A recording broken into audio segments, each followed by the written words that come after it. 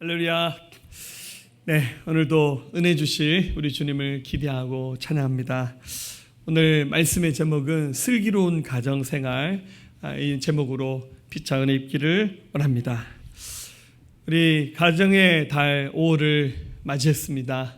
교회에서도 지난 주일에 어린이 주일로, 오늘 어버이 주일로 지켜서 예배합니다.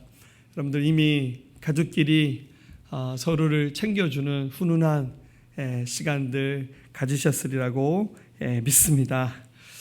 특별히 오늘 이 어버이 주일로 예배하면서 우리 부모님 세대 또 아내와 남편 자녀들을 서로 축하하고 축복하고 무엇보다 하나님 말씀으로 우리 가정들이 새로워질 수 있기를 주의 이름으로 축원합니다. 요즘에 센스 있는 부모님들은 이렇게 합니다. 너 바쁠 것 같아서 어버이날 선물은 내가 알아서 샀다. 입금해라. 고맙다. 그 아래 영수증인데 숫자가 잘 안 보이죠? 26만 원입니다. 네, 세죠? 네. 하나님께서 우리를 홀로 외따로 사는 존재로 창조하지 않으셨어요. 하나님은 최초의 인간 아담을 그의 아내 하와를 그에게 맡기시면서 부부로 살도록 만들어 주셨어요. 그래서 하나님이 우리에게 부부를 통해서 자녀들, 부모 세대를 어울러 살게 하신 이유는 우리의 가정을 통해서 하나님 우리를 만나 주시고 은혜 주시기 위한 하나님의 계획이고 섭리입니다. 하나님을 우리 아버지로 모시고 우리 서로 형제 자매가 되어서 서로 사랑하는 이 하나님과 우리의 관계를 모형으로 만들어서 가장 잘 표현하고 또 그 하나님의 그 사랑을 경험할 수 있도록 허락하신 것이 바로 우리의 가정입니다.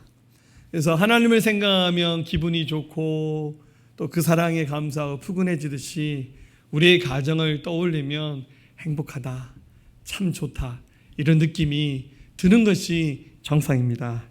근데 여러분들이 가정을 생각하면 갑자기 얼굴이 어두워지면서 답답하면서 한숨이 혹시 나오신 분들 계시다면 여러분들 우리가 부끄럽지만 우리의 가정 안에 하나님의 은혜가 없다는 사실을 인정하면서 오늘 하나님의 은혜로 여러분 가정이 회복되어질 수 있기를 주의 이름으로 축원합니다. 가정은 모든 축복의 출발점입니다. 가정이 복되지 않고서 진정한 행복, 은혜를 누린다는 것은 어쩌면 불가능한 것, 굉장히 어려운 일이 될 수도 있습니다. 왜냐하면 앞서 말씀드렸듯이 하나님이 우리 인간을 창조하시면서 우리에게 가정을 선물로 주셨기 때문입니다. 그래서 우리의 가정은 창조주의 섭리가 깃들어 있는 것이 바로 우리 가정입니다. 알다시피 인간을 하나님이 창조하셨는데요, 흙으로 만드셨어요. 창세기 1장 27절에 하나님이 자기 형상 곧 하나님의 형상대로 사람을 창조하시되 남자와 여자를 창조하시고 28절에 하나님이 그들에게 복을 주시며 하나님이 그들에게 이르시되 생육하고 번성하여 땅에 충만하라. 땅을 정복하라. 바다의 물고기와 하늘의 새와 땅에 움직이는 모든 생물을 다스리라 하시니라. 하나님이 우리 인간을 만드시고 아내와 남편으로 서로를 연결시켜 주시면서 충만하고 번성하고 이 땅을 다스리라고 말씀해 주셨어요. 그래서 여러분들 이 땅을 살면서요, 우리는 자녀들도 또 많이 낳으면서 살아야 됩니다. 할렐루야, 할렐루야. 저는 믿음이 없어서 둘밖에 못 낳았어요. 원래 하나님의 창조의 섭리는 산하 제한을 하지 않으면서 마구 낳는 것이 하나님의 뜻입니다. 할렐루야. 한 10명씩 낳기를 축복합니다. 할렐루야. 쫄지 마시고요. 네. 정말 많은 다산의 축복을 누리면서 번성하면서 그 자녀의 자녀를 보는 것이 하나님 원래 계획하신 인간에게 주신 축복입니다. 네, 그런 인간을 창조하셨을 때 인간 스스로도 얼마나 좋았던지 아담이 자기 아내 하와를 보고 이렇게 말했습니다. 창세기 2장 23절 아담이 이르되 이는 내 뼈 중에 뼈요 살 중에 살이라. 이것을 남자에게서 취하였은즉 여자라 부르리라 하니라. 24절에 이러므로 남자가 부모를 떠나 그의 아내와 합하여 둘이 한 몸을 이룰지로다. 이게 창세기식 에덴 동산식의 사랑 고백입니다. 내 뼈 중에 뼈요, 내 살 중에 살이로다. 아담과 하와가 얼마나 서로를 사랑하고 아꼈든지, 정말 최초의 가정 아담과 하와의 그 가정에는 하나님의 은혜가 충만했습니다. 그런데 문제가 생겼습니다. 아담과 하와가 하나님의 말씀을 어기고 에덴 동산 한중간에 선악과라고 하는 선과 악을 알게 하는 지식의 나무가 있는데 그 열매를 먹지 말라고 하셨어요.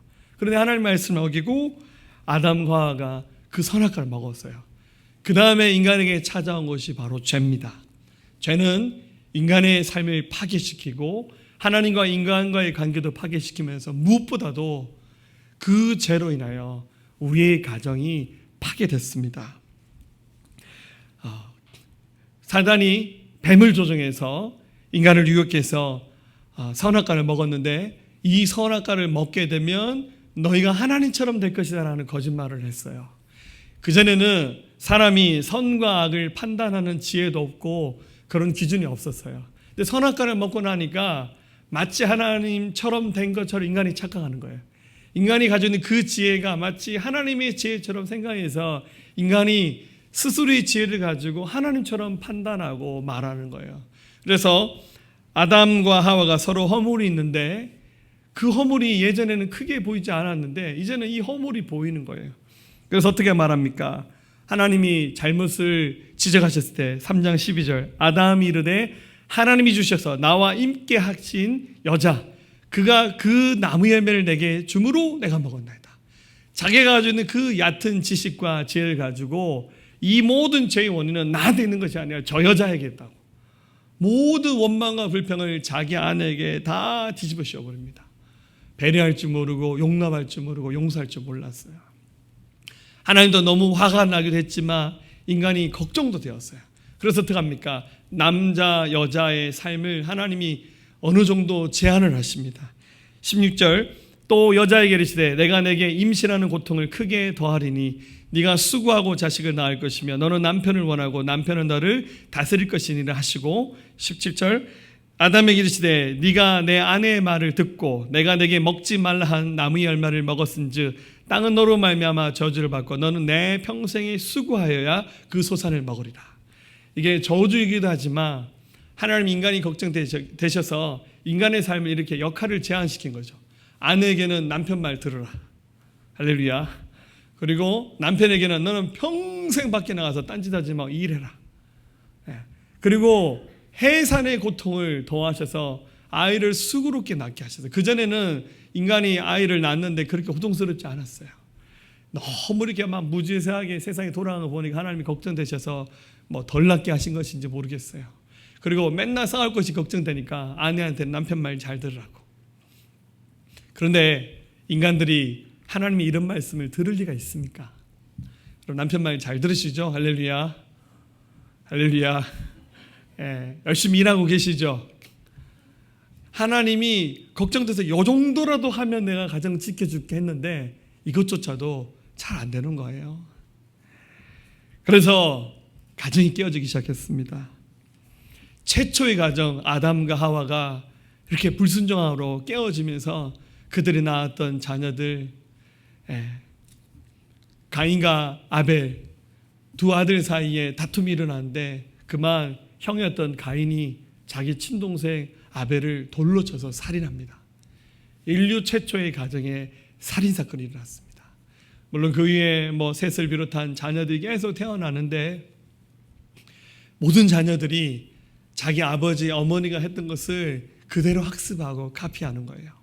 그래서 그 상처를 가지고 있는 자녀들이 또 나가서 살다가 선남 선녀가 만나면 서로 사랑이 빠져서 또 결혼합니다. 처음에는 너무 좋죠. 세상에서 제일 멋진 남자, 제일 아름다운 여자죠. 근데 좀 시간이 지나면 이제 콩깍지가 벗겨집니다. 그러니까 왜 이렇게 흠도 많이 보이고 티도 보이고 그럽니까? 사실 알고 보면 아버지 때부터 받았던 그 상처들이 이렇게 내재되어 있다가 이 사랑의 약발이 떨어지니까 사랑보다 좋은 것보다는 허물이 더 많이 보여서 우리가 가지고 있는 그 기준을 가지고 상대방을 비난하고 싸우고 그러다 보니까 갈수록 우리 가정은 더 아름다워진 것이 아니라 우리가 성수가 하지 않는 이상 비극적인 가정들이 계속 생겨나는 인류 가정이 깨어진 역사가 곧 인생의 역사였습니다. 가정의 회복 없이는 진정한 축복은 있을 수가 없는 거예요. 여러분들 두려워하지 마십시오. 우리의 가정은 반드시 회복돼야 됩니다. 할렐루야. 하나님의 나라가 임할 때 우리의 가정이 회복될 줄로 믿습니다. 하나님 말씀대로 사랑하고 살고 하나님 말씀에 책임지는 역사가 있기 때문에 하나님 말씀대로 하면 반드시 우리의 가정이 회복될 겁니다. 성경은 미리 답을 말합니다. 요한 1서 3장 18절에 자녀들아 우리가 말과 혀로만 사랑하지 말고 행함과 진실함으로 사랑하자. 결론적으로 오늘 이 말씀의 핵심은 우리의 가정이 사랑의 공동체로 회복돼야 됩니다. 할렐루야. 자, 우리의 가정 돈이 많아져서 우리 아버지가 세상에서 출세하고 성공하는 회장님이 되고 사장님이 된다 해서 우리 가정 성공하는 것이 아니라 우리 가정은 사랑 공동체가 되어서 하나님의 말씀을 이룰 때 우리의 가정이 회복될 수 있습니다. 할렐루야. 자, 오늘 본문 말씀 1절부터 3절 말씀을 다시 한번 읽어보겠습니다. 자, 읽습니다. 내가 사람의 방언과 천사의 말을 할지라도 사랑이 없으면 소리나는 구리와 울리는 꽹과리가 되고 내가 예언한 능력이 있어 모든 비밀과 모든 지식을 알고 또 산을 옮길 만한 모든 믿음이 있을지라도 사랑이 없으면 내가 아무것도 아니요 내가 내게 있는 모든 것으로 구제하고 또 내 몸을 불사르게 내줄지라도 사랑이 없으면 내게 아무 유익이 없느니라. 아멘. 말씀의 기록자였던 사도 바울도 성령의 감동으로 이 말씀을 기록하면서 아무리 대단한 능력이 있고 권세가 있고 뭐 물질이 많다 할지라도 명예가 있다 할지라도 사랑이 없으면 아무것도 아니라고 아무런 유익이 없다라고 고백했습니다. 우리의 가정이 회복될 수 있는 유일한 방법은 하나님 말씀대로 사랑하고 하나님 말씀대로 섬길 때 우리의 가정이 회복될 수 있습니다. 할렐루야.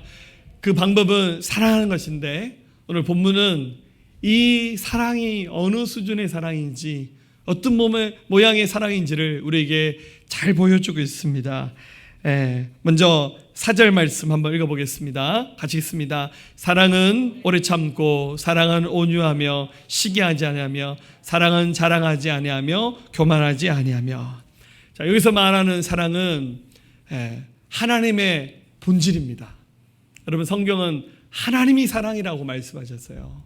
하나님이 우리에게 보여주신 사랑은 오래 참는 사랑이고 온유한 것이고 시기를 버리신 것이고 자랑하지 않는 것이고 교만을 버린 것이라고 말씀해 주셨어요. 이런 완벽한 사랑을 이 세상에서 보여준 사람은 죄송하지만 없어요. 그러나 이런 완벽한 사랑을 하나님 우리에게 보여주셨어요.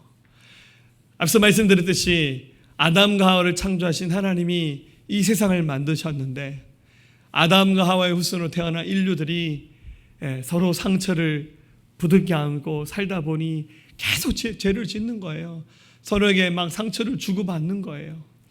그러다 보니까 그 죄가 차곡차곡 쌓여서 인생들은 영원한 심판을 받을 수밖에 없습니다. 이를 보신 하나님께서 심판당해야 될 인생을 너무너무 불쌍히 여기셔서 하나님이 사람들이 스스로 해결할 수 없는 죄 문제, 이제는 이미 구약 레위기에서 말씀하시기를 피로서만이 씻을 수 있다 말씀하셨어요. 그래서 구약의 사람들은 그 죄를 씻기 위해서 짐승을 잡아서 하나님께 피의 제사를 드렸어요. 그러나 이런 제사는 완벽하게 인간의 죄를 해결할 수가 없어요. 그래서 하나님이 당신이 스스로 인간이 되는 선택을 하신 거예요.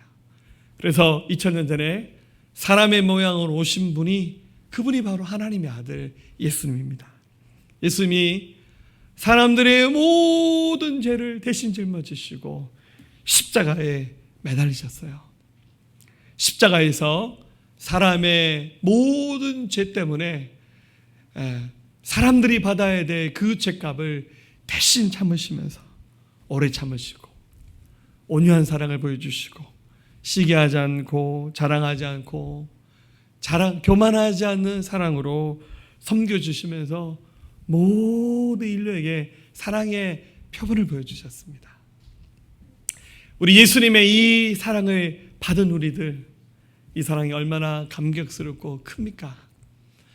이 사랑을 똑같이 할 수는 없지만 배우시고 본받으시고 흉내라도 내시기를 주의 이름으로 축복합니다. 또한 사랑은 무례히 행하지 않는 것이고, 5절 읽겠습니다. 무례히 행하지 아니하며 자기의 유익을 구하지 아니하며 성내지 아니하며 악한 것을 생각하지 아니하며. 사랑은 어떤 것이냐면 무례히 행하지 않는 것입니다. 내 것을 챙기는 나의 유익을 구하는 것이 아니고 함부로 버럭 성내지 않고 화내지 않는 것이고, 악한 것을 생각하지 않는 것이 사랑입니다. 이 사랑을 가장 집약할 수 있고 실천할 수 있는 좋은 대상이 누구냐면 여러분들의 배우자입니다. 사랑했기 때문에 결혼합니다. 여기 분들 결혼하신 분이 대부분이고 결혼하지 않는 분 있지만 아마 결혼하시는 순간 이 세상에서 자기 남편이 제일 멋있고 자기 아내가 제일 예뻤을 겁니다. 할렐루야. 아멘. 크게 하이소. 할렐루야. 집에 가서 오늘 저녁을 잘 먹냐 못 먹냐 달려 있습니다. 그런데 사람의 몸은 나이가 들수록 늙어가고 낡아집니다. 그렇게 아름다웠던 얼굴이 쪼글쪼글해지고 그렇게 괜찮았던 몸매가 배가 이만큼 나오고 근육은 다 빠지고 등은 굽어서 허리는 꼬부라지고, 그죠? 이빨도 다 빠지고 머리도 다 빠지고 가까이에서 보면 비극이죠. 그래서 20대 때 30대 때 만났던 그 아름다운 모습으로 사랑한 것은 아닙니다. 더 깊은 사랑의 의미를 이 말씀처럼 발견하고 이렇게 살아가야 되겠죠. 이제 한 나이가 되면 권태기라는 것이 옵니다. 부부 사이에 권태감이 밀려옵니다.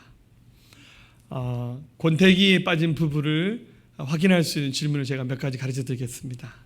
이 중에서 4-5가지만 해당하면 권태기가 왔답니다. 아침 1부 때도 제가 소개해 드렸는데 다 해당한다고 하시는 분이 있더라고요. 주여. 자, 첫 번째, 배우자의 사생활에 점점 관심이 없어진다. 두 번째, 스키심과 부부관계 횟수가 줄어들고 있다. 세 번째, 대화하는 시간이 현저하게 줄어들었다. 네 번째, 애정 표현이 어색하다. 다섯 번째, 작은 일에도 다투게 되고 화해하기까지 시간이 오래 걸린다. 여섯 번째, 가정에 소홀하고 일과 친구 관계가 더 중요해진다. 일곱 번째, 배우자의 작은 이야기에도 짜증부터 난다. 여덟 번째, 쉬는 날에도 배우자와 시간을 보내기 싫고 혼자 보내고 싶다. 지금 보니까 8가지 다 해가신 분이 몇 분 계신 것 같아요. 사랑하기 때문에 만난 여러분 가정, 부부의 관계가 오늘 이 말씀처럼 무례히 행하지 않고 자기 유익을 구하지 않고 성내지 않고 악한 걸 생각하지 않는 사랑으로 회복하시기를 주의 이름으로 축복합니다. 또한 사랑은 무조건 덮어주고 잘한다, 등들겨 주는 것은 아닙니다.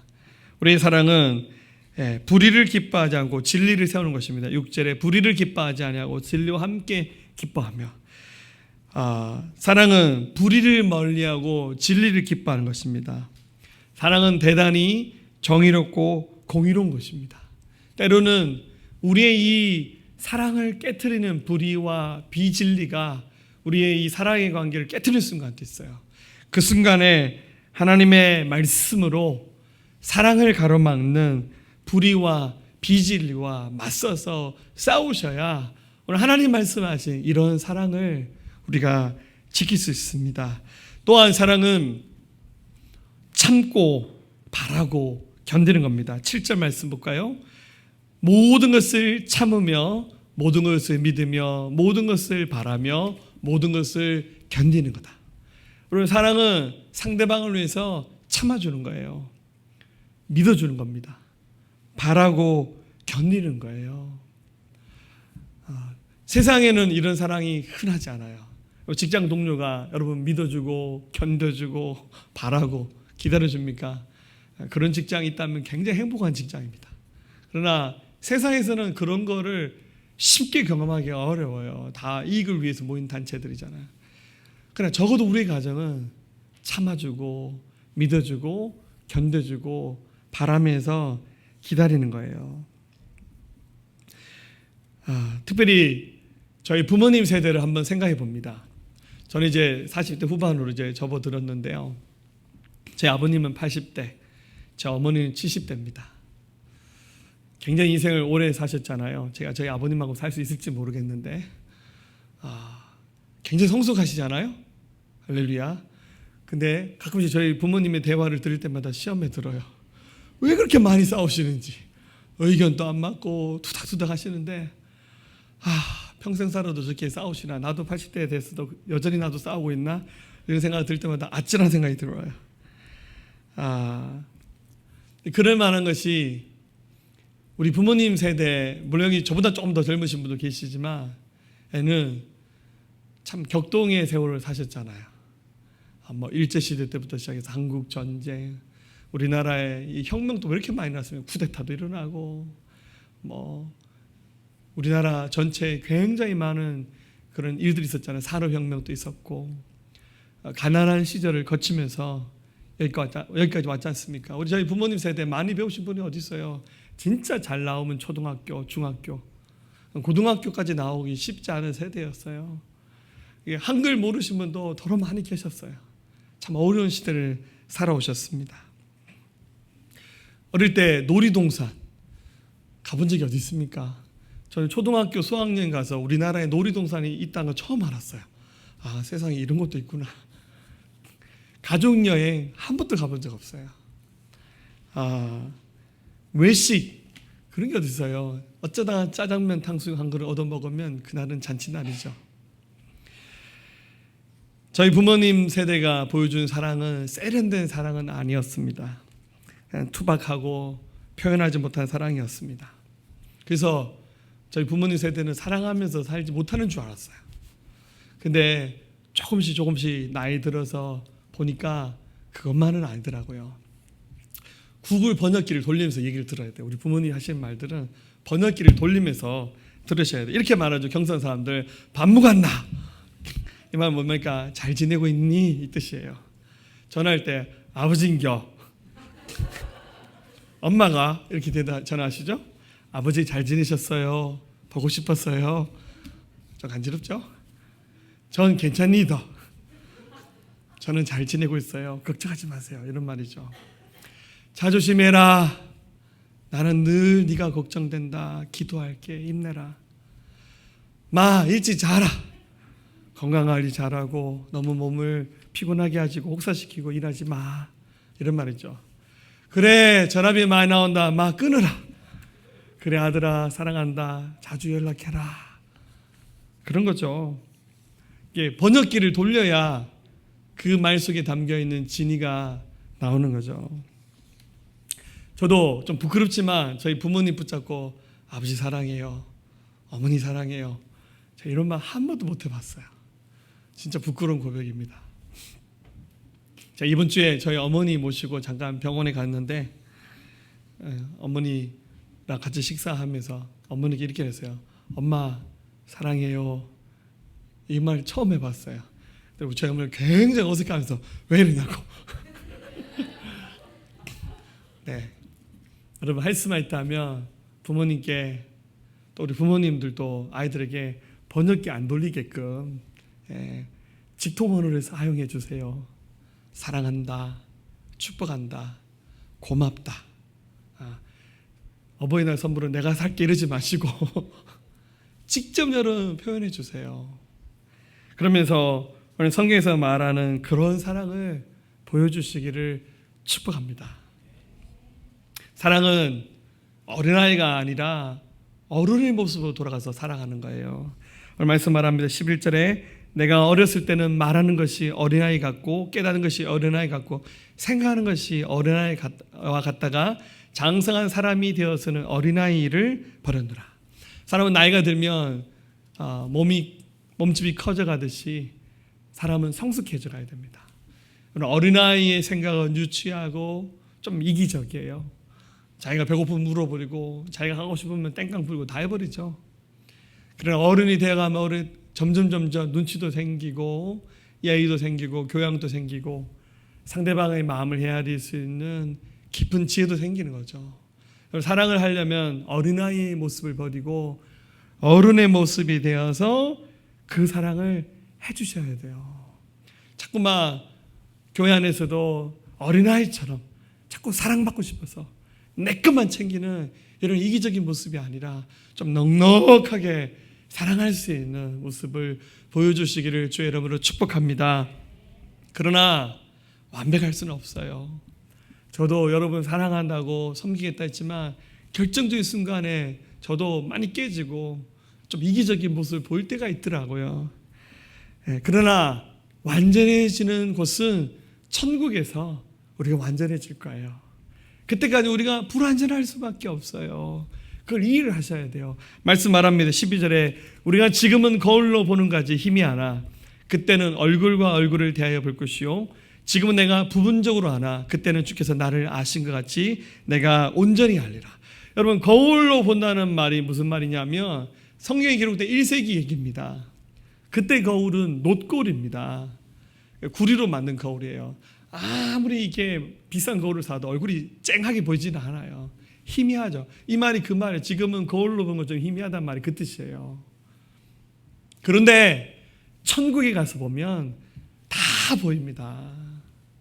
우리는 이 세상에서 아무리 훌륭해도 다 각자의 편견이라고 하는 안경을 쓰고 그 거울을 통해서 세상을 인지하고 사람을 보는 거예요. 그래서 좋을 땐 너무 좋아요. 너무 멋져요. 아름답습니다. 그런데 어느 날 그 사랑이 배려한 마음이 이렇게 바닥을 치게 되면 우리가 가지고 있는 그 안경, 상처라는 것들, 편견, 선입견들 이런 것들 가지고 보는 거예요. 분명히 결혼할 때 세상에서 제일 멋진 남자였고 아내였는데 원수를 만나도 이런 원수를 만날 수가 없는 거예요. 사람이 달라진 게 아니에요, 여러분들. 우리가 가지고 있는 그 녹슨 거울이 사람을 삐딱하게 보게 만든 거예요. 완전하게 우리 서로가 온전해질 순간은 천국에서 주님 나라에서 그것을 온전한 모습으로 보게 될 거예요. 그때까지는 참으세요. 부족한 점이 보일 때마다 이거 하나님이 나에게 섬기라고 하는 길을 주신 거구나 그러면서 가는 거예요. 우리 부모님이 굉장히 세련되게 사랑을 많이 보여주신 부모님 아래 자란 분들은 정말 축복받은 분입니다. 그러나 혹시 여러분 부모님이 그런 분이 아니고 뭐 알코올 중독일 수도 있고 이혼을 하실 수도 있고 뭐 폭력을 일삼는 혹시 그런 부모님이었을지도 몰라요. 그러나 이 땅의 삶의 한계를 우리가 인정하면서 주님의 말씀이 거울이 되어서 함께 섬기고 사랑할 수 있는 마음들을 가질 수 있기를 주의 이름으로 축원합니다.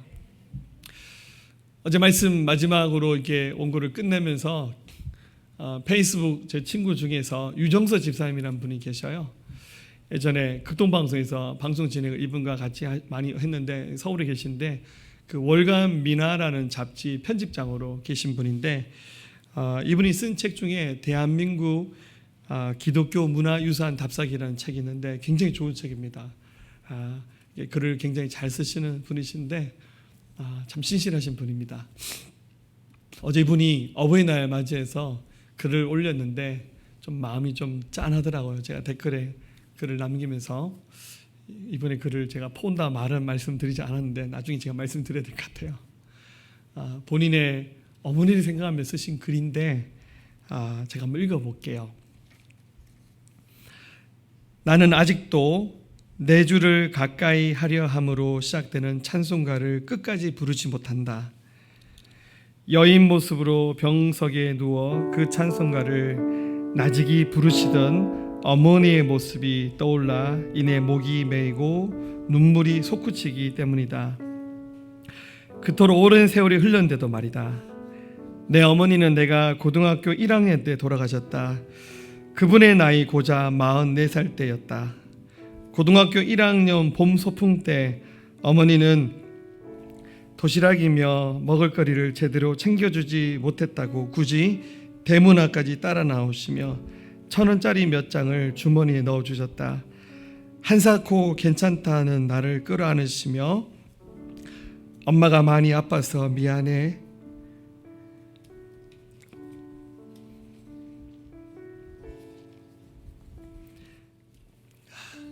죄송합니다. 제가 읽기가 어렵네요. 뒤에 글을 한번 띄워주실래요? 이분이 쓰신 그날 어머니 산소에서 쓰신 시랍니다. 여러분 읽으시죠?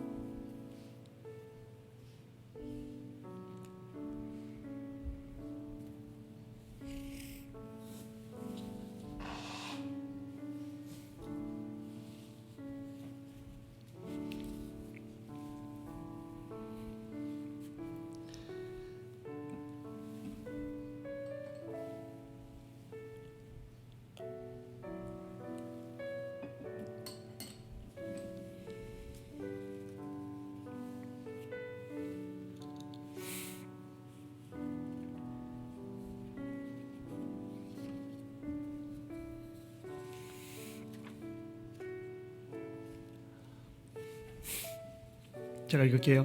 이즈음에 어머니도 느끼셨을까?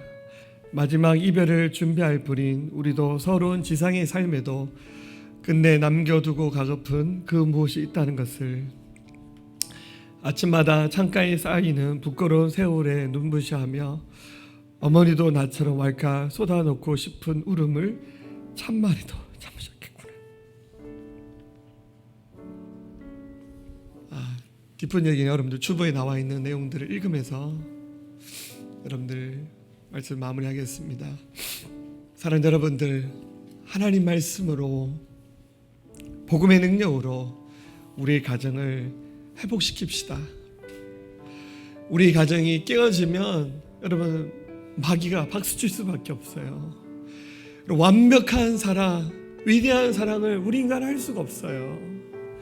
다만 우리 예수님의 그 사랑 때문에 흉내내면서 그러면서 사랑하고 섬기고 용서할 일이 있을 때 쿨하게 용서하면서 품어주면서 그러면서 하나님 위대한 사랑을 만들어 가시면서 우리 사랑하는 새생명의 모든 가족들이 축복의 가정들 이루시면서 주영과 이루어갈 수 있기를 주의 이름으로 축복합니다. 내 안에 가장 귀한 것 예수를 알미라. 그 은보다 더 귀한 것 예수를 알미라. 세상 지식보다 더 귀한 것, 세상 지식보다 귀한 것 예수를 알미라. 내 안에 가장 귀한 것 예수를 알미라. 예수 이름은 예수의 이름 존귀한 그 이름. 예수 이름은 예수의 이름 능력의 그 이름. 자, 우리 두 손 앞으로 내미시고 내 안에 가장 귀한 것 예수를 알미라. 금은보다 더 귀한 것, 금은보다 더 귀한 것 예수를 알미라. 세상 지식보다 더 귀한 것, 세상 지식보다 귀한 예수를 알미라 예수를 알미라 내 안에 가장 내 안에 가장 귀한 것 예수를 알미라 아멘 예수 이름은 예수의 이름 존귀한 그 이름 예수 이름은 예수의 이름 능력의 그 우리 고백합시다 예수 이름은 예수의 이름 존귀하신 이름 존귀한 그 이름 예수 이름은 예수의 이름 능력의 그 다시 고백합니다 예수 이름은 예수의 이름 존귀한 그 이름 예수의 이름 능력의 그 이름 아멘 하나님 우리 안에 가정에 대한 아름다운 추억과 경험들이 있습니다. 때로는 우리 부모님 세대의 깨어짐으로 인해서 상처받고 또 하나님 죄로 얼룩지고 눈물로 얼룩진 기억을 가진 사람들도 있습니다. 하나님 버림받은 상처가 있는 사람들도 있습니다.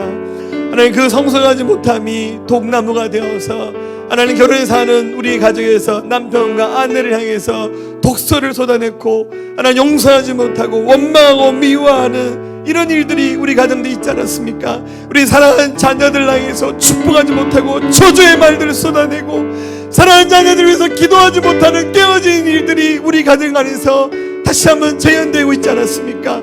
하나님 이제 이 모든 가정의 역사는 어둠의 권세 저주가 예수님의 이름으로 끊어지게 하여 주시옵소서. 우리 가정을 파괴하려는 사단의 권세는 깨어질지어다. 사랑 공동체를 무너뜨리는 사단의 권세는 깨어질지어다. 가정 역사는 모든 저주, 고통, 가난의 권세들, 질병의 고통들 예수의 이름으로 명령한다. 떠나갈지어다. 하나님의 말씀이 진리가 되고 주의 말씀이 능력이 되어서 우리 온 가정들이 회복되어질 수 있도록 성령님 도와주시옵소서. 하나님 역사하소서. 주 영광 받아 주옵소서. 회복케 하여 주시옵소서. 감사합니다. 예수님의 존귀하신 이름으로 함께 기도하였습니다. 아멘. 할렐루야.